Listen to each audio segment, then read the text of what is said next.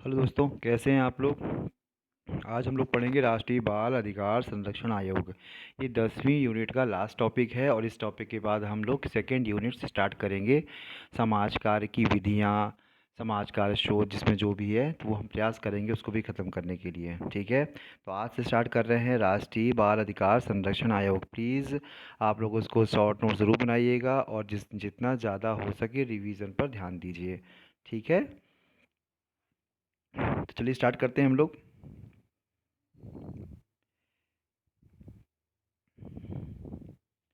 जो एनसीपीसीआर है इसका जो गठन है मार्च 2007 में commissions for protection of child rights के तहत के अधिनियम 2005 के तहत एक वैधानिक निकाय रूप में किया गया है। मतलब ये एक वैधानिक संस्था है, ना कि संवैधानिक। संवैधानिक यदि होती तो क्या होता, इसकी चर्चा संविधान में की गई होती, परंतु इसकी संविधान की चर्चा नहीं की गई है, इसमें इसकी जानकारी नहीं है उसमें। और इसका केवल एक विधान बनाकर ही इसका निर्माण किया गया है, इसलिए यह एक वैधानिक निकाय है। 20 जनवरी 2006 बाल अधिकार संरक्षण आयोग अधिनियम 2005 पारित हो गया। राज्य बाल अधिकार संरक्षण आयोग द्वारा बाल अधिकार संरक्षण आयोग 5 मार्च 2007 को केंद्र सरकार द्वारा बना दिया गया। मतलब कहने का आपका मतलब आप ये बात समझिए कि जो भी हम लोग को याद करना है, पहली बात तो किस अधिनियम के तहत है ये याद करना है, और यदि कब निर्माण हुआ इस डेट को याद करना है। इस चीज़ को ज़रूर ध्यान रखिएगा क्योंकि अक्सर क्वेश्चन पूछ सकता है, क्योंकि पिछली बार एमपीपीएससी में भी चुनाव आयोग से संबंधित क्वेश्चन हुआ था कि मध्य प्रदेश चुनाव आयोग का गठन कब किया गया है। तो प्लीज़ आप ध्यान दीजिएगा और इन डेट्स को ज़रूर आप शॉर्ट में लिख लीजिए। इसकी प्रकृति कैसी है, सांविधिक निकाय है। जो प्रकृति है वो सांविधिक है, मतलब क्या है, विधिक, एक विधान बनाकर इसका निर्माण किया गया है। ठीक है, इसके प्रथम अध्यक्ष कौन थी, शांता सिन्हा। और वर्तमान में कौन है, डॉक्टर प्रियांक कानूनगो। प्लीज़ आप ये जो अपडेट है ये हमने पूरा प्रयास किया है कि पूरा हम अपडेट रखें, कोई भी डाटा किसी प्रकार का मिस ना हो, गलत ना हो। लेकिन प्लीज़ तब भी आप अपने हिसाब से अपने स्तर से एक बार ज़रूर नेट से बाकी चीज़ चेक करते रहा करिए कि यह चीज़ें कोई बदलाव आया तो नहीं, या कोई किसी मानवीय त्रुटि के कारण गलत तो नहीं है। और ऐसा कुछ आपको लगे तो प्लीज़ आप हमें कमेंट्स करके ज़रूर बता दीजिएगा, जिससे हम उसमें सुधार कर सके। क्योंकि आपको पता है कि क्या कभी कभी बनाते वक्त, नोट्स बनाते वक्त या प्रिंट करते समय या फिर उसको टाइपिंग करवाते टाइम कुछ ना कुछ कभी कभार मिस्टेक हो जाती है। तो प्लीज़ आप, यदि आपको ऐसा लगे तो आप ज़रूर इन्फॉर्म कीजिए और इतना ज़रूर प्रयास कीजिए कि आप ये जो टॉपिक हैं इनमें कभी करंट का मैटर हो तो ये आप ज़रूर नेट से सर्च करके कंफर्म कर लें। ठीक है, इसकी संरचना क्या होती है, इसमें 1+6 है, मतलब एक अध्यक्ष होगा और 6 सदस्य होंगे। मैंने ये टोटल पूछे तो 7 है, यदि अध्यक्ष के अलावा पूछे तो 6 हैं। इस बात को जरूर ध्यान दीजिएगा। और कम से कम 2 महिलाओं का होना आवश्यक है। इनकी योग्यता भी क्या है, अध्यक्ष के लिए बाल कल्याण हेतु उत्कृष्ट कार्य किए हों, और जो 6 सदस्य हैं वो निम्न क्षेत्र में ख्याति प्राप्त व्यक्ति हों, शिक्षा में हो, बाल कल्याण हो, और समाजशास्त्र हो, मनोविज्ञान हो, ये सब के विषय में वो पारंगत हों। ठीक है, अब आयोग का मुख्यालय कहाँ पे है, ये तो पता है, नई दिल्ली में है। महिला एवं बाल विकास मंत्रालय के प्रशासनिक नियंत्रण में यह कार्य करता है, क्योंकि यह बच्चों से जुड़ा हुआ है तो यह महिला बाल विकास मंत्रालय इसको देखरेख करता है। अध्यक्ष व सदस्यों की नियुक्ति क्या है, केंद्र सरकार द्वारा 3 सदस्यीय चयन समिति के आधार पर इसकी नियुक्ति होती है। चयन समिति कौन कौन होता है, चयन समिति के अध्यक्ष केंद्रीय महिला एवं बाल विकास मंत्री होते हैं, और 2 सदस्य केंद्र सरकार द्वारा कोई भी नियुक्त हो सकते हैं। मतलब कहने का, संरचना की यदि बात करें तो 6+1 है, जिसमें एक अध्यक्ष होता है, बाकी 6 सदस्य होते हैं, और 2 महिलाएं होना उसमें आवश्यक है। और इसकी इसकी यदि जो इस संरचना को बनाने के लिए जो कमेटी, मतलब इसमें पदों की नियुक्ति जो की जाती है वो एक कमेटी के द्वारा की जाती है। वो कमेटी में कौन होता है, केंद्रीय महिला एवं बाल विकास मंत्री होते हैं, और उनके 2 साथ में सदस्य होते हैं केंद्र सरकार द्वारा नियुक्त।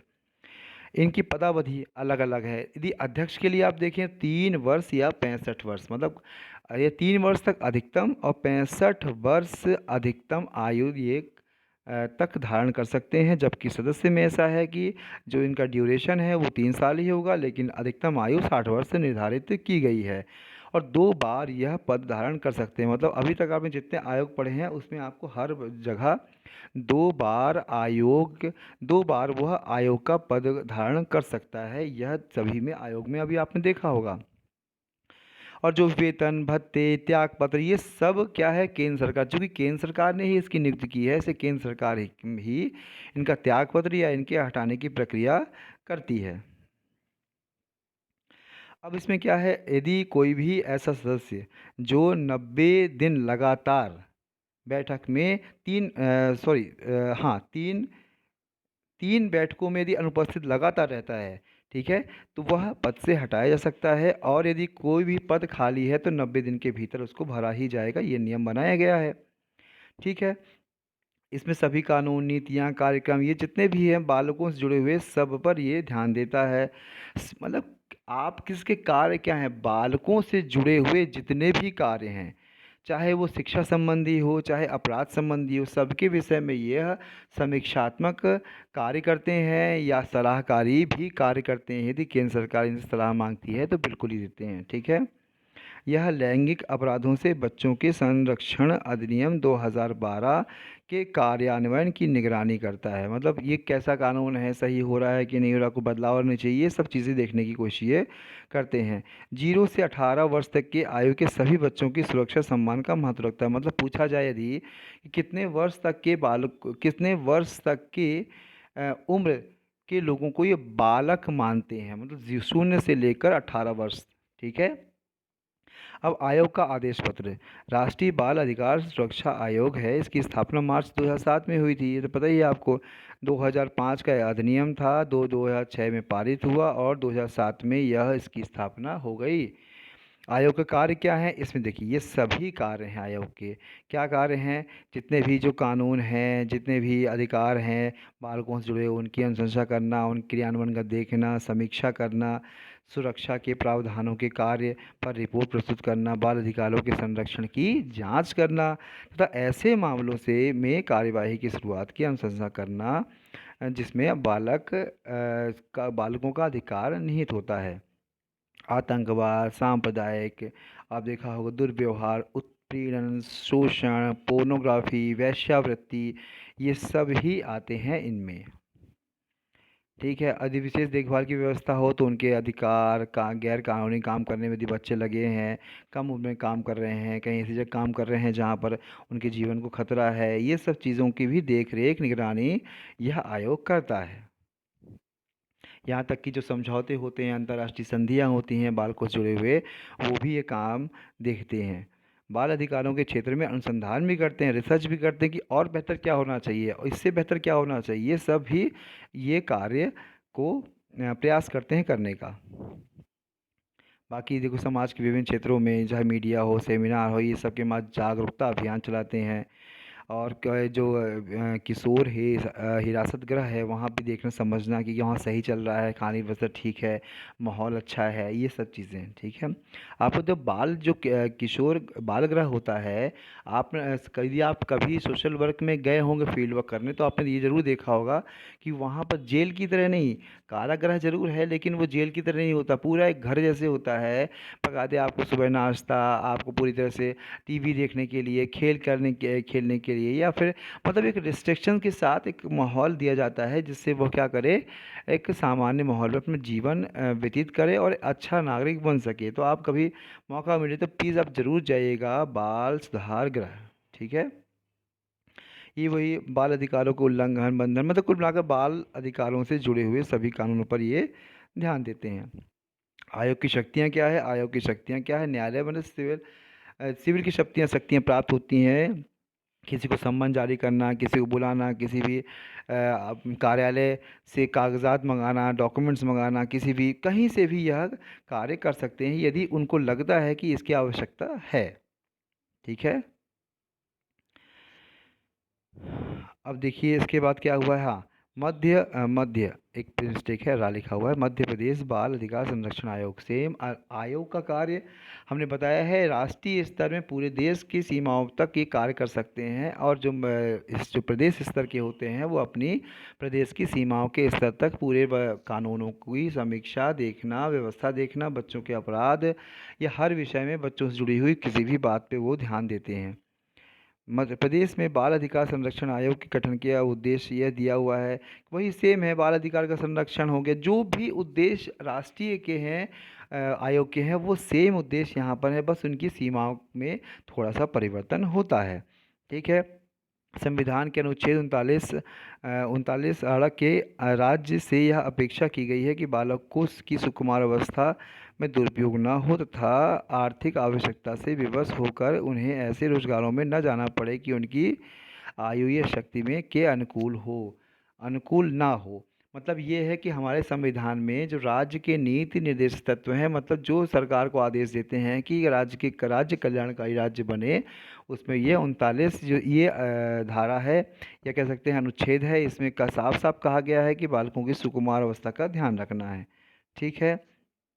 देखिए अनुच्छेद 51 में क्या है, इसमें यह प्रावधान जोड़ा गया है जिसमें माता पिता एवं पालकों को बच्चों को अनिवार्य रूप से शिक्षित करने का कर्तव्य डाला गया है।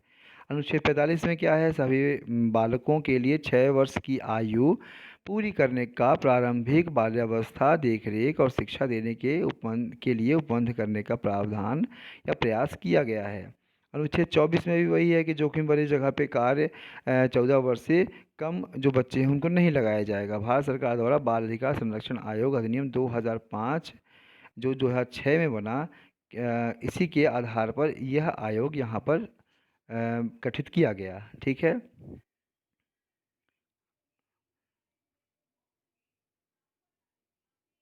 अब देखिए ये वर्तमान में घनश्याम चौधरी मध्य प्रदेश बाल अधिकार संरक्षण आयोग के अध्यक्ष हैं। ठीक है। ये थोड़ा सा टाइपिंग मिस्टेक है। में देखिए सेम वही चीज़ है। आयोग में क्या होंगे, एक अध्यक्ष होगा, 6 सदस्य होंगे, जो ऊपर थे सेम वही है, यहाँ पर भी होता है। आयोग कार्य वही होंगे जो कार्य जो कार्य राष्ट्रीय आयोग में है, वही कार्य ये प्रदेश स्तर में होंगे, और इस प्रदेश स्तर के आधार पर ही या क्या करेंगे, जैसे जो सीमाओं के आधार पर ही बालकों के अधिकारों के संरक्षण के लिए प्रयास करेंगे। ठीक है।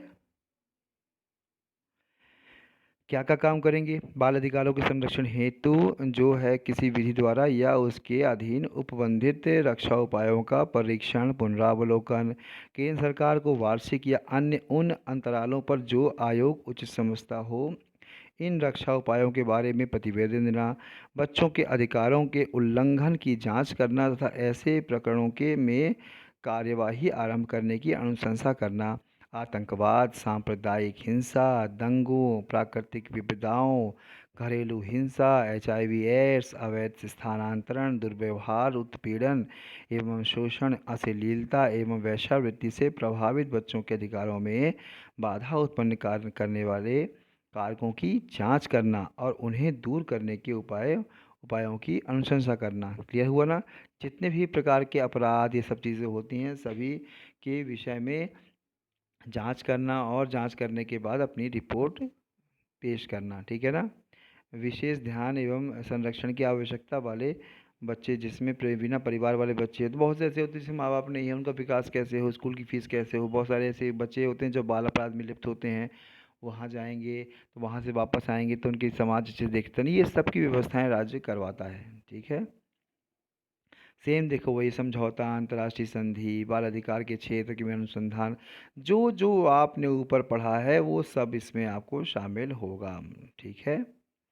अतिरिक्त कर्तव्य वही है कि उसके अलावा भी कोई कार्य सौंपे जाएंगे बालकों से जुड़े हुए, तो भी यह उनको करना होगा। ठीक है। ये आपका कंप्लीट हो गया बाल अधिकार से जुड़े हुए आयोग। एक राष्ट्रीय आयोग हो गया, एक मध्य प्रदेश आयोग हो गया। प्लीज़ आप बहुत ध्यान से इसके पढ़िए, नोट्स बनाइए, और जितना जल्दी हो सके आपने अपने जो पिछली यूनिट्स है सबको रिवाइज करके रखिए। और रही बात एग्ज़ाम डेट का, वो बिल्कुल भी देखिए क्लियर नहीं है, 14 को एग्ज़ाम होगा नहीं होगा, लेकिन जो संभावना हमने पहले बताई थी कि संभावित है कि आगे बढ़ना चाहिए, लेकिन जब तक आयोग की तरफ से नोटिफिकेशन नहीं आता तो हमको लोग कुछ भी नहीं कह सकते, 14 ही मानेंगे। ठीक है, तो आप ध्यान रखिए। अब हम कल से आपके लिए यूनिट सेकेंड लेके आएंगे, प्लीज़ बहुत ध्यान से करिएगा। यूनिट सेकेंड बहुत इंपॉर्टेंट है। बहुत कुछ चीज़ें उसमें ऐसी हैं जो आपको बिना पढ़े नहीं आएगी। हमने छोटा सा प्रयास किया है कि उसको बेहतर तरीके से समझा दें, तो प्लीज़ आप बहुत ध्यान से सेकेंड यूनिट को पढ़ने की कोशिश कीजिएगा। ठीक है, ओके, टेक केयर।